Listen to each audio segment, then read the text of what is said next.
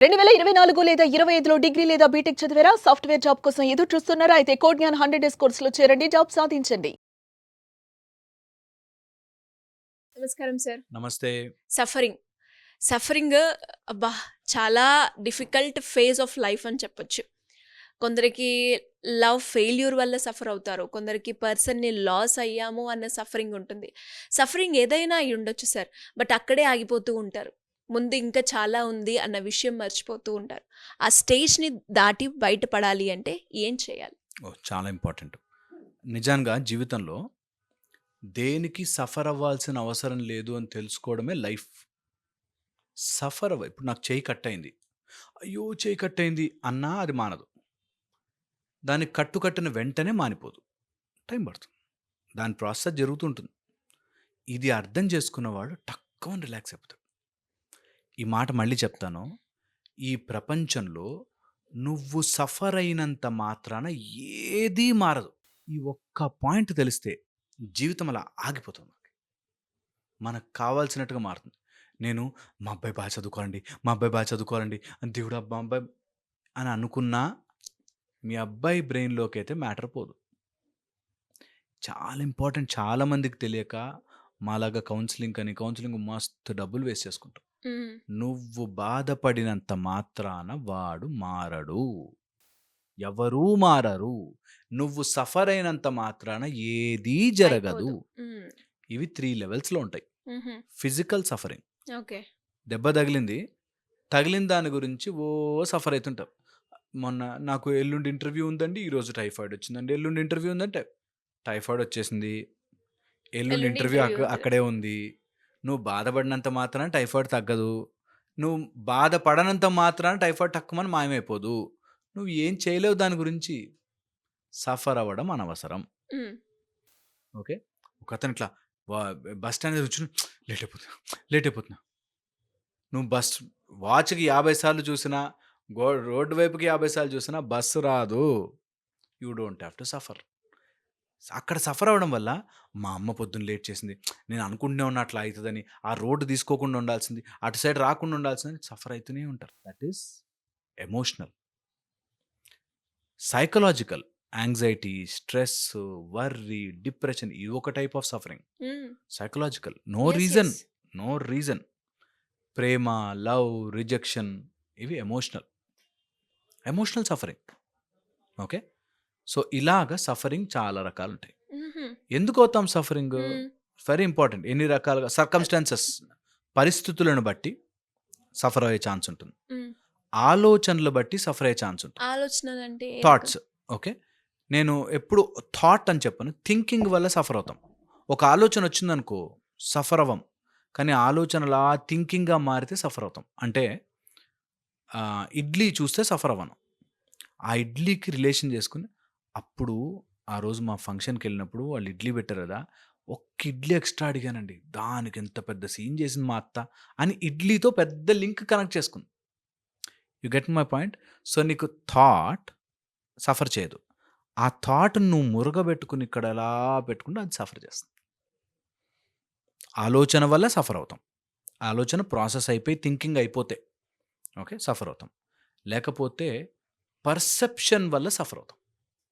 Perception వల్ల suffer అంటే నాకు అర్జెంట్‌గా ఎళ్ళాలి వర్షం పడుతుంది. అయ్యో! ఇప్పుడు పడాలా వేస్ట్ వర్షం అని అక్కడ సఫర్ అవ్వచ్చు. ఆర్ అక్కడ ఎవరో కొట్టుకుపోతున్నారు. నువ్వు వెళ్ళకపోవడం వల్ల రోడంతా బ్లాక్‌లో నువ్వు తప్పించుకున్నావు. Just perception change. నువ్వు సఫరింగ్ మాయమైపోతుంది. ఏ సఫరింగ్ అయినా సరే. చారన్నమే ఉంది. చారులో సాల్టేలే. అక్కడ ఒకళ్ళు బీపీ పెరిగిపోయి చప్పిడి కూడు తింటున్నారు. Just perception. Just perception change. Perception వల్ల చాలా సఫరింగ్ మారుతుంది. నిజంగా మనం ఎలా పర్సీవ్ చేస్తామంటే ఏదైనా చిన్న డబ్బు కష్టం వస్తే అరే! అసలు తిండే లేని వాళ్ళు ఎంతమందున్నారో అని జస్ట్ పర్సెప్షన్ సఫరింగ్ మాయమైపోతుంది. హుహు. సఫరింగ్ కెన్ జస్ట్ అట్లా సర్కమ్‌స్టాన్సెస్ వల్ల సఫర్ అవుతాం. చుట్టుపక్కల ఉండే పరిసరాలు వాటి వల్ల కూడా మనము ఇలాంటి వాడు ఇలా అన్నాడు, అలా అన్నాడు, ఇలా అన్నాడు సఫర్ అవుతాం.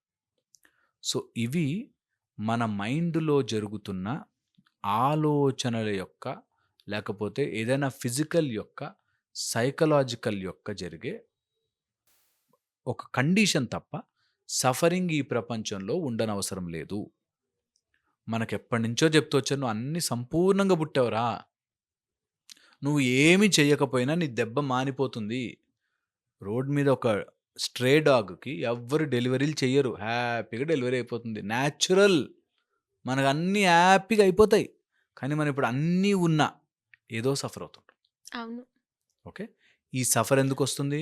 నువ్వు దానికి లింక్ చేసుకొని ఆలోచించి దెబ్బ తగిలింది అదే మాన్తది నాకు తెలుసు. అయినా అయ్యో! ఇప్పుడు తగిలింది. అయ్యో! ఇప్పుడు తగిలింది. నాకే తగిలింది. సఫర్ అవుతాం. సో, నువ్వు సఫర్ అయినా, అవ్వకపోయినా థింగ్స్ అలాగే జరుగుతాయి. ఎందుకు సఫర్ అవుతాం? 4 విషయాల మీద సఫర్ అవుతాం. ప్లెజర్. హ్మ్. ప్లెజర్. నాకు సుఖం కావాలి అని అనుకున్నప్పుడు అది దక్కకపోతే సఫర్. సఫర్ అవుతాం. సుఖం అని కూడా అనకూడదు. ఆ పాయింట్ ప్లెజర్‌ని నాకు కావాల్సింది. అదేదో అప్పటికప్పుడు ఆనందం కావాలి అన్నప్పుడు. సక్సెస్ నాకేదో అది జరిగితే నాకు సక్సెస్ వస్తుంది అని అనుకున్నప్పుడు సఫర్ అవుతాం. వాలిడేట్ ఎవరైనా దాన్ని చూసి ఆమోదం చేయాలి. మా ఆయన నన్ను మెచ్చుకుంటే అంతకంటే ఏం కావాలండి అంటుంది. ఆయన మెచ్చుకోడు. సఫర్ అయిపోతారు వాళ్ళింక. సఫర్ అయిపోతారు. అవును. బట్ మెచ్చుకోడు. అక్కడితో సఫర్ అయిపోతారు. ఇది ఎక్కువగా ఇది ఉంటది రిలేషన్‌షిప్‌లో. ఏ అంటే రిలేషన్‌షిప్‌లో నువ్వు వాడెవడు వాలిడేషన్ కోసం వెయిట్ చేస్తున్నావు. సఫర్ అయిపోయావు. వాలిడేషన్ కోసమే. అవును సార్. నిజంగా నేను వండానండి. మా ఆయన కనీసం దాన్ని చూసి థాంక్స్ చేశావు అని కూడా చెప్పడు. థాంక్స్ కూడా వద్దులేండి. కనీసం నువ్వు చేశావు నా కోసం అని కూడా ఉండదండి అని సఫర్ అవుతాం. And very important part of suffering for the permanence. ఏదైనా పర్మనెంట్‌గా ఉంటుంది అని అనుకున్నన్ని రోజులు సఫర్ అయిపోయావు. హాలిడేస్ వచ్చాయి. అబ్బా! హాలిడేస్ అయిపోయాయి అని బాధపడతారు. వస్తే వెళ్ళిపోతాయి. యెస్. హాలిడేస్ వస్తే అయిపోతాయి. మా కొడుకు పుట్టాడు అంటే వాడు ఏదో రోజు నిన్ను వదిలి వెళ్తాడు. ఆగమో కూతురు పాయనో. పుట్టింది అంటే పెళ్లి చేసుకొని వెళ్ళిపోతుంది. అబ్బాయి పుట్టాడంటే కోడలొస్తుంది. Nothing is permanent. పర్మనెంట్. నువ్వు ఏదైతే పర్మనెంట్ అనుకుంటావో అక్కడ సఫరింగ్స్ ఇట్లా స్టార్ట్ అవుతుంది. పుడుతుంది. నేను పర్మనెంట్. నా ఇల్లు కట్టుకున్నానండి. కష్టపడి రూపాయి కూడబెట్టి కట్టుకున్నానండి. నువ్వు ఏదైతే అది కట్టుకున్నాను కాబట్టి ఆ ఇల్లు జీవితాంతం నా దగ్గరే ఉండిపోతుంది అనుకున్నావు చూసావా? అక్కడ సఫరింగ్ అనే బీజం నాటుకున్నావు. ఏది పర్మనెంట్ కాదు. ఈరోజు ఏం జరిగినా నువ్వే పర్మనెంట్ కాదు. నువ్వు కట్టుకున్నవేంటి? నువ్వు సంపాదించుకున్నవేంటి? నీ పేరేంటి? నీ ప్రతిష్ట ఏంటి? Nothing is permanent. ఇది తెలుసుకుని అలా ఉండగలగడం చాలా చాలా కష్టమైన పని కానీ నిజంగా చేసుకోవాలి. ప్రతి అటాచ్‌మెంట్‌కి ఒక రెసిస్టెన్స్ ఉంటుంది. హ్మ్. ఓకే. ప్రతి అటాచ్‌మెంట్‌కి ఒక రెసిస్టెన్స్ వస్తుంది. నువ్వు ఒక్కొక్కళ్ళ ఎవరికైనా చాలా ఇష్టం. రోజు వాడితో ఎళ్లి కూర్చో. నీకు ఈ గొడవ వచ్చి తీరుతుంది. ఎంతసేపు పక్కనే కూర్చుంటావు పిచ్చానికైనా ఎళ్ళు ఇంటికెళ్ళు అంటారు. అవునవును. Okay. Attachment will have resistance. Any thought followed by negative pattern ఉంటుంది. పదే ఏదైనా ఆలోచన చేస్తే అందులోంచి ఒక నెగెటివ్ పుట్టుకొస్తుంది. నెగెటివ్ థాట్ ప్యాటర్న్స్ పుట్టుకొస్తాయి. ఎక్స్‌పెక్టేషన్ ఎప్పుడొస్తుందో అప్పుడు అది కంట్రోల్ చేయాలనే కోరికొస్తుంది. దానివల్ల కూడా సఫర్ అయి తీరుతాం. Expectations followed by control. Control.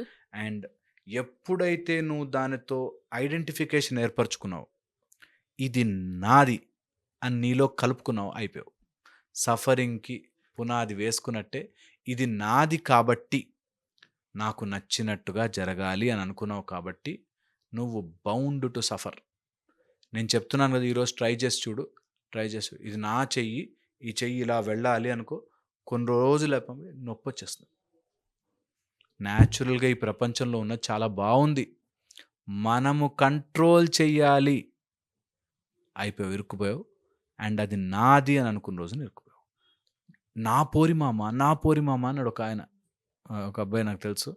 నా పోరి మామ, ఎవరన్నా అంటే ఊరుకుంటానా? బట్ దెన్ ఒక్కసారి ఆమెను ఎవరు బైక్‌లోనో చూసాడు. వీడు డివాస్టేట్ అయిపోయాడు. సర్వనాశనం అయిపోయాడు. వాడు తాగేసేసి, సిగరెట్లు తాగేసేసి, అసలు అమ్మాయిలంతా ఇంతేరా అని చెప్పి. సో, వాటెవర్ యూ అలా నాది అని అనుకుంటావో నిన్ను ఇట్లా మధ్యలోంచి ఇట్లా చింపి ఇట్లా తీసుకెళ్తాడు. Very very important. అందుకని ఈ ప్రపంచంలో దేనికి సఫర్ అవ్వాల్సిన పని లేదు.